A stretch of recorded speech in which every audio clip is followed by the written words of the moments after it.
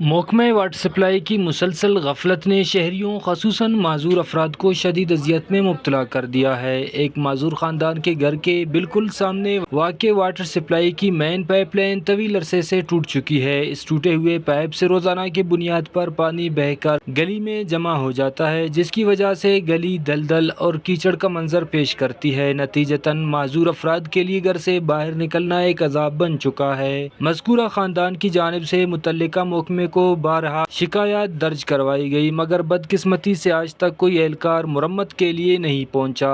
تنگ آ کر اس معذور خاندان کے ننھے بچے اور بچیاں اپنی مدد آپ کے تحت اس پائپ کو درست کرنے کی ناکام کوششوں میں لگے ہیں، جو کہ نہایت افسوسناک اور لمحہ فکریہ ہے۔ مزید اس حوالے سے معصوم بچوں نے وش نیوز سے بات چیت کرتے ہوئے کہا: مین لائن پاڑی لے باندھ پہ پانی سے گھر دے گپ بھی تھی کہ پانی میں نہ پہ بند بھی نہیں تھی نہ پہ پانی اب معذور ہے پی ایس سی والے آدھے نہیں تو بند کرو نلکا یہ تو آدھا پہ پانی ایسا ٹھانے پہ سے بند نہیں کر سکتے پہ سے میرے بہن بھی ٹھانے پہ۔